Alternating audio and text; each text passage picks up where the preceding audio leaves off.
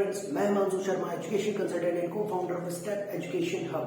और आज हम शुरू करने जा रहे हैं अपने SCH की नई सीरीज, जिस सीरीज में हम आपको सिखाने जा रहे हैं क्लास 10 SST के चैप्टर्स। इन चैप्टर्स में हम आपको डेप्थ नॉलेज देने वाले हैं, साथ ही साथ इंपॉर्टेंट पॉइंट्स पढ़ाएंगे और क्वेश्चन आंसर भी हम आपको कराएंगे। तो बिना टाइम बर्बाद करे हुए चैनल को सब्सक्राइब करें, वीडियो को लाइक करें और अगर आप नए हैं तो बेल आइकन जरूर दबाएं। और अब हम शुरू करते हैं हमारा टॉपिक। चलिए, तो ये है हमारा पहला टॉपिक और आप देख रहे होंगे SCH class 10 social science notes in Hindi and English. Okay, अगर आप चाहेंगे तो एक PDF आपको अवेलेबल करवा दिए जाएंगे। Chapter 1, the rise of nationalism in Europe. Europe के अंदर नेशनलिज्म कैसे बढ़ गया, यूरोप के अंदर किस तरीके से लोगों ने नेशनलिज्म को जाना। नेशनलिज्म मतलब राष्ट्रवाद। यूरोप के अंदर राष्ट्रवाद का उदय कैसे हुआ, उस बारे में हम जानेंगे। सबसे पहले इंपॉर्टेंट पॉइंट पढ़ते हैं। तो इंपॉर्टेंट पॉइंट के बारे में हम पहला चलिए देखें। यहां पर लिखा हुआ है कि Frederick Soddy was a French artist who prepared a series for four birds। ठीक है, ओके, सॉरी। तो यहां पर हमने देखा कि फ्रेडरिक सूडी नाम का एक फ्रेंच आर्टिस्ट है जिसने क्या किया है, 4 प्रिंट्स का एक सीरीज बनाई हुई है। ओके, इसी सीरीज पर के आधार पर हमने सारी चीजों को जाना है। ओके, नेक्स्ट क्या है? नेक्स्ट हमारा है the expression of nationalism came with the French revolution. यानी कि जो नेशनलिज्म वर्ड है, वो नेशनलिज्म कैसे आया? वो नेशनलिज्म आया है हमारे फ्रेंच रेवोल्यूशन के साथ में, जो कि कब हुआ है? 1789 को हुआ है। याद रखना है ये हमें। In France, third one, in France क्या हुआ है? फ्रांस के अंदर the civil code 1804 is also known as the Napoleonic code. यानी कि 1804 में जो सिविल कोड आया, सिविल कोड को ही नेपोलियनिक कोड कहा गया। ठीक है, ओके। उसके बाद में 1797 में क्या हुआ है? Napoleon's invades Italy. इटली पर उसने आक्रमण किया and also Napoleon war begins. और इसी के साथ में नेपोलियन ने अपना जो युद्ध था वो स्टार्ट कर दिया है। ओके, चलिए नेक्स्ट देखते हैं। हम यहां से ये हटा देते हैं सारे। एंड थर्ड वन जो हमारा है ये, ओके, ये वाला 1814 से लेके 1815 तक, fall of Napoleon, the Vienna peace treaty. तो जो वियना पीस ट्रीटी है, फॉल ऑफ नेपोलियन यानी डाउनफॉल स्टार्ट हो गया। अब नेपोलियन ने लड़ाई तो शुरू कर दी थी इटली के साथ, इटली को आक्रमण किया था कब? 1797 में। बट ये जो सारी चीजें हैं ये कब खत्म हो गई? देखिए, कोई भी राजा है, आज जीत रहा है कल के दिन हारेगा भी, तो कहीं ना कहीं आके डाउनफॉल हुआ और वो नेपोलियन का हुआ। और कब हुआ? 1814 से लेकर 1815 के बीच में, जब वियना की पीस ट्रीटी हुई। पीस ट्रीटी मतलब संधि हो गई, शांति संधि, शांति समझौता। ओके, चलिए ये भी हटाते हैं अपना एंड नेक्स्ट पर चलते हैं। नेक्स्ट है हमारा ये, इन 1821 the Greek struggle of independence begins. यानी कि ग्रीस के लोगों ने वहां पर स्ट्रगल शुरू कर दिया अपनी आजादी के लिए 1821 में। ओके, फिर है हमारा अगला, ये रहा हमारा अगला पॉइंट। इन 1834 कस्टम यूनियन बिगिंस और ज़ॉल्वेरिन वाज फाउंड। यानी कस्टम यूनियन स्टार्ट किया गया 1834 में। कहां किया गया वो भी हम पढ़ेंगे अभी। ओके, वैसे जर्मन स्टेट्स में हुआ था। At the initiative of Persia that was joined by the most of the German states। यानी जर्मन की कई सारे स्टेट्स ने मिलकर पर्शिया के साथ एक इनिशिएटिव स्टार्ट किया था। क्या इनिशिएटिव था? एक कस्टम यूनियन बनाई थी उन्होंने। कब बनाई थी? 1834 में बनाई थी। और इसका नाम क्या रखा था? एक ज़ॉल्वेरिन फाउंड किया था, उसका नाम ज़ॉल्वेरिन भी रखा और उसको ही ज़ॉल्वेरिन कहा। ठीक है, वहां पर ऐसे ही नाम होते हैं। हमने कई सारे प्रिंस ऑफ पर्शिया जैसे हमारे गेम होता है, तो ऐसे ही ये ज़ॉल्वेरिन उसमें नाम रखा हुआ था उसका। ओके, नेक्स्ट बढ़ते हैं हम अपने आगे। ओके, सो आगे चलते हैं। यहाँ लिखा हुआ है फिर अगला ये वाला पॉइंट जो आप देख रहे होंगे। ओके, यहाँ लिखा है the treaty of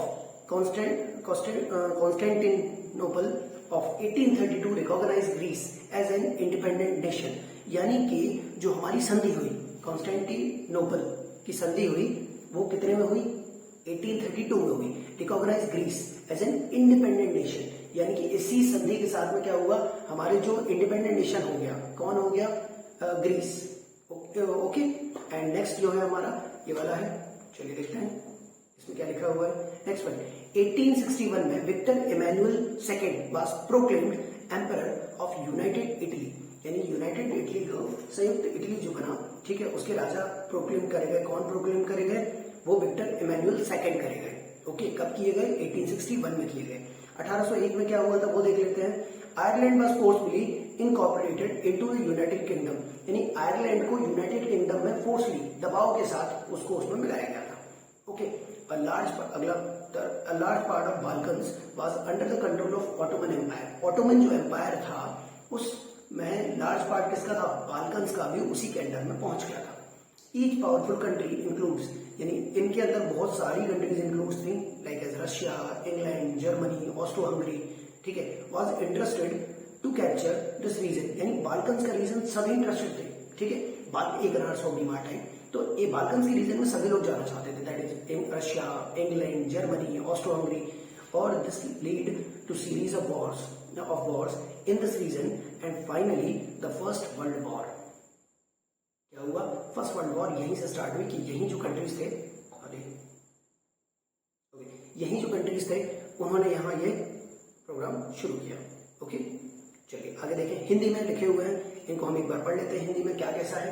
Frederick Suri जो कि एक फ्रांसीसी कलाकार थे जिन्होंने 4 प्रिंटों की एक श्रृंखला तैयार की थी. राष्ट्रवाद की अभिव्यक्ति 1789 में फ्रांसीसी क्रांति के साथ हुई थी. राष्ट्रवाद की अभिव्यक्ति यानी पहली बार राष्ट्रवाद के बारे में पता कब चला, फ्रांसीसी क्रांति के टाइम पे, फ्रेंच रेवोल्यूशन के टाइम पे. कब हुआ, 1789 में, 1789 में हुआ. नेक्स्ट वन हम देखते हैं. फ्रांस में 1804 में नागरिक संहिता को नेपोलियन कोड के नाम से जाना गया. नागरिक संहिता सिविल कोड को किस नाम से जाना गया, नेपोलियन कोड के नाम से जाना गया. 1797 में नेपोलियन ने इटली पर हमला किया था और नेपोलियन ने इसी के साथ युद्ध शुरू कर दिए थे. पर नेपोलियन का पतन कब हुआ, 1814 से लेकर 1815 के बीच वियना की जो संधि हुई थी तब नेपोलियन का पतन शुरू हो गया था. अगला देखें. 1821 में स्वतंत्रता के लिए ग्रीक संघर्ष हुआ, ग्रीक लोगों ने संघर्ष किया था. ओके, फिर अपनी स्वतंत्रता के लिए कब किया था, 1821 में किया था. फिर नेक्स्ट हमारा आता है 1834 में पर्शिया की पहल पर एक सीमा शुल्क शुरू या ज़ोर्बेनिन का गठन किया गया जो अधिकांश जर्मन राज्यों में शामिल हो गया था.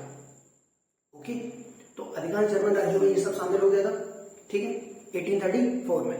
ओके, नेक्स्ट क्या था, 1832 में कॉन्स्टेंटिनोपल की संधि हुई थी और इसको ग्रीस को एक स्वतंत्र राष्ट्र के रूप में मान्यता मिल गई थी. अब देखिए वहां पर उन्होंने ग्रीक लोगों ने संघर्ष किया और यहाँ पर आके उनको क्या हुआ, इस संधि के साथ, कॉन्स्टेंटिनोपल के साथ की संधि के साथ में उनको एक स्वतंत्र राष्ट्र की मान्यता मिल गई.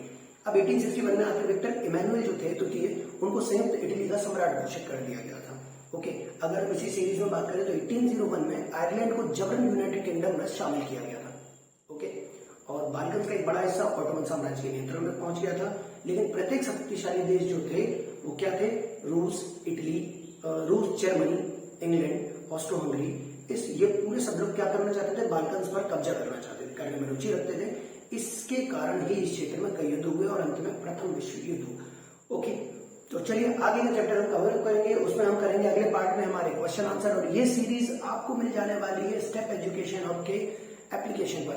तो अभी जाइए गूगल प्ले स्टोर पर और अभी जाके टाइप करिए स्टेप एजुकेशन हब HUB और आपको मिल जाने वाला है हमारा एप्लीकेशन. अपनी क्लास सेलेक्ट कीजिए और उसमें जाके आप चेक कर सकते हैं कि कौन कौन से क्लासेस के कौन कौन से टेस्ट सीरीज हैं. जितने भी टेस्ट सीरीज, जितने भी मॉक टेस्ट, जो भी कुछ होता है वो सभी आपको वहां मिल जाने वाले हैं. ओके, तो हमारे साथ बने रहिए. पार्ट 2 का इंतजार करिए, हम जल्दी पार्ट 2 लेके आएंगे और उसमें आपको क्वेश्चन आंसर कवर कराएंगे.